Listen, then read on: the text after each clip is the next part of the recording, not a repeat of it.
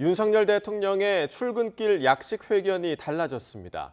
코로나19를 이유로 잠정 중단했다가 기자들과 거리를 둔 채로 재개했는데 말을 줄이고 예민한 현안에는 답하지 않은 겁니다. 지지율이 계속해서 하락세인 가운데 메시지 전략을 수정한 거란 해석이 나옵니다. 박소정 기자입니다. 출근길 약식 회견이 코로나19 방역을 이유로 중단됐던 지난 11일. 떨어진 지지율 때문이라는 추측이 무성하자 바로 이튿날 윤석열 대통령은 예정에 없던 약식 회견을 재개하면서 보란 듯 여러 해석을 일축했습니다. 이 정도로 도어 스태핑 하시는 건 좀 어떠세요? 물어볼 거 있으면 물어봐요, 그럼. 한겨만 하고 들어갔다. 하지만 대통령의 발언 관리가 필요하다는 쓴소리는 안팎으로 쏟아졌습니다. 그로부터 이틀 뒤 다시 열린 약식 회견은 기자들과 몇 미터 거리를 둔 채 이뤄졌는데 많이 긴겼네.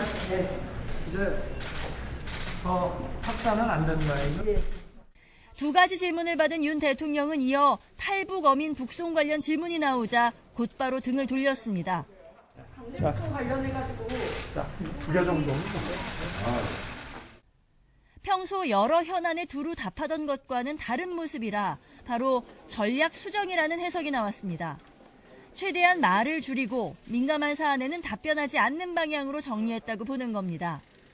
대통령 국정 수행에 대한 긍정평가가 30%대 초반까지 급락한 원인 가운데 이 발언 문제도 포함된 만큼 대통령실 내부에서도 개선 방안을 놓고 고심해온 차였습니다. 국정 동력을 회복하기 위한 윤석열 정부의 집권 초기 또 다른 전략으로는 전 정권 때리기가 부각되고 있습니다. 특히 대북 안보 문제에서 서해 피격 공무원과 탈북 어민 북송 사건은 전 정부의 방침을 완전히 뒤집으며 수사에까지 속도를 내고 있습니다.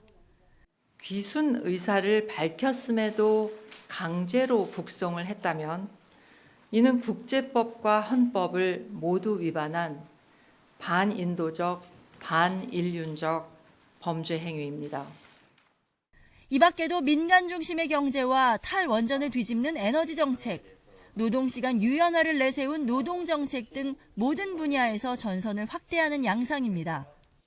결국 관건은 윤석열 정부의 이런 정책들이 성과로 나타날 수 있을지입니다. 그래야 정치적 셈법이 아닌 근거 있는 정책들로 설득력을 확보하면서 지지율 반등으로도 이어질 수 있기 때문입니다. YTN 박소정입니다.